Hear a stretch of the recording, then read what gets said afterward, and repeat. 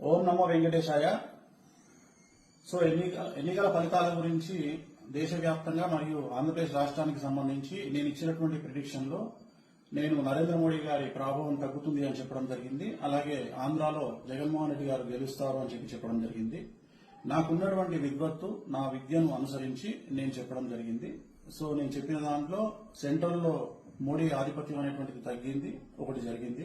రెండవది ఆంధ్రప్రదేశ్ లో జగన్మోహన్ రెడ్డి గెలుస్తాడు అని నేను చెప్పినటువంటి ప్రిడిక్షన్ తప్పింది. సో జనరల్ గా జాతకాన్ని బేస్ చేసుకుని మాత్రమే నేను చెప్పడం జరుగుతోంది. సో చాలా రోజుల నుండి నన్ను విమర్శిస్తూ ఉన్న వాళ్ళు, నన్ను ట్రోల్ చేస్తూ ఉన్న వాళ్ళు ఒక లక్ష్యంగా చేశారు. సో ఈ రోజు నేను చెప్పినటువంటి ప్రిడిక్షన్ 100% తప్పయింది.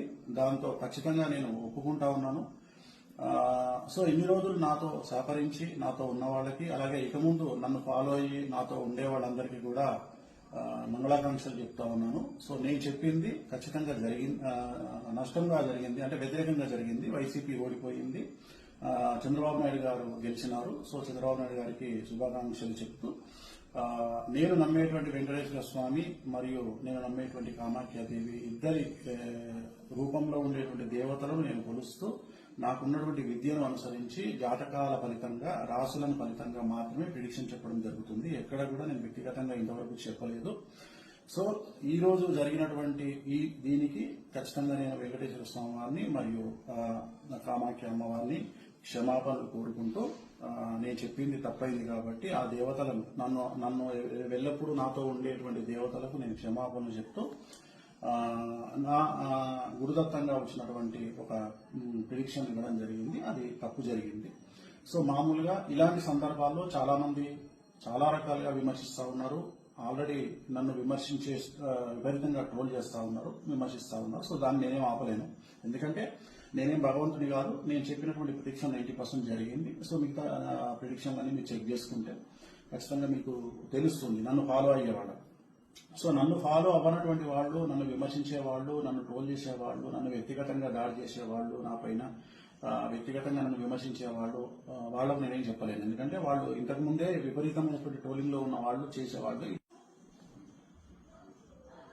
సో నాకు సంబంధించినంత వరకు నేను మనస్ఫూర్తిగా జాతకాలు మాత్రమే చెప్పడం జరిగింది. ఎక్కడ నేను వ్యక్తిగతమైనటువంటి అభిప్రాయాలు జరిగిపోలేదు.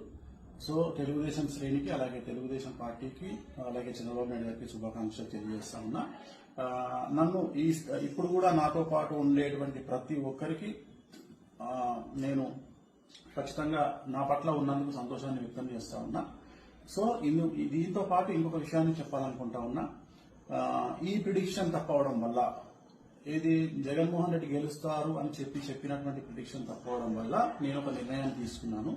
ఈ రోజు నుండి రాజకీయ పరమైనటువంటి విశ్లేషణలు, ప్రిడిక్షన్స్ కానీ, అలాగే సినిమా పరిశ్రమకు చెందినటువంటి వ్యక్తిగతమైనటువంటి పర్సన్స్ కు సంబంధించిన ప్రిడిక్షన్స్ కానీ ఇక్కడ మీదట ఎలాంటి సోషల్ మీడియాలో చెప్పడం మానేస్తా ఉన్నాను.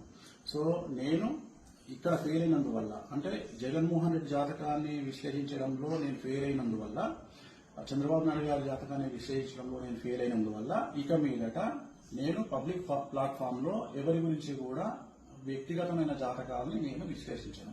క్రికెట్ కు సంబంధించి కానీ, అలాగే రాజకీయ నాయకులకు సంబంధించి కానీ, అలాగే సెలబ్రిటీలకు సంబంధించి కానీ, ఎవరి గురించి కానీ వ్యక్తిగతమైనటువంటి జాతకాలు విశ్లేషించడం అనేటువంటిది నేను నిర్ణయం తీసుకున్నాను. సో ఇక ట్రోల్ చేసే వాళ్ళ బాధ్యత మీ ఇష్టము, దాన్ని నేను ఆపలేను. సో ఖచ్చితంగా ట్రోలింగ్ అనేది జరుగుతూ ఉంది. బట్ నన్ను ఆదరించే వాళ్ళు, నన్ను నమ్మేవాళ్ళు, నా ఫాలోవర్స్ మాత్రం నాకు అండగా ఉన్నందుకు వాళ్లకు నా మంగళాకాంక్షలు తెలియజేస్తూ ఓం నమో వెంకటేశ్వర.